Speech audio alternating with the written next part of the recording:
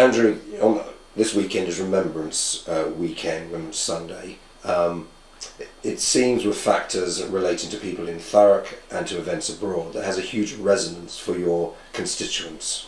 Oh, very much so. I mean, one of the things which I've always enjoyed in the 16 years I've been a Member of Parliament is the friendship provided by the ex-service organisations in this borough. They are very strong.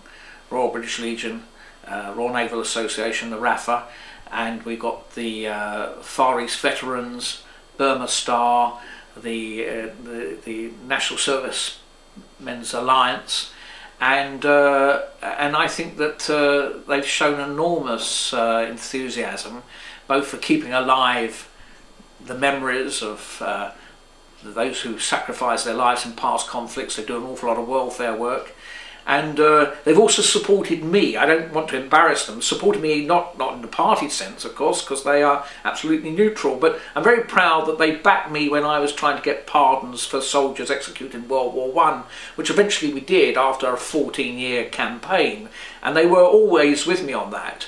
And now, of course, actually our borough is enriched by the number of Nepalese Gurkha families coming into our borough. I mean, I think that's wonderful, and I've supported the Gurkhas in their campaigns to get the citizenship rights for people who are old Gurkhas.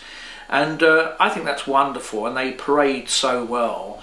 And John Webb, who is often the parade marshal on the Remembrance service, he looks after the Air Cadets, which incidentally the Cadet Corps, both the Navy Cadets and the Air Cadets and the Army Cadets, are superb here. But John Webb marshals a wonderful Remembrance service, does it extremely well, very professional, and these are very important moving occasions for us in the borough.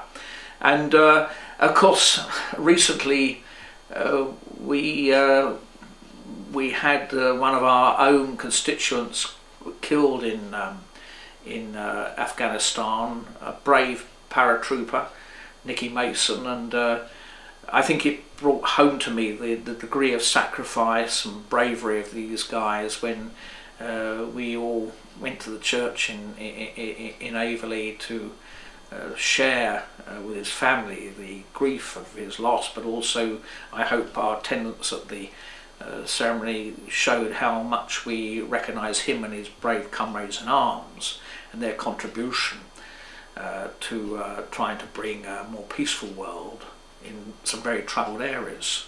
So remembrance is extremely important to us. The other thing which I've found in recent years, and I hope in a small way I've played a part in that, particularly on my campaign on the executed soldiers, is the growth of interest in World War I. This is the 90th anniversary of the armistice. Bearing in mind it was a seminal moment, it was a watershed. The armies went to war in 1914 as cavalry on horses. The French soldiers had red trousers, the Germans had the most wonderful uniforms.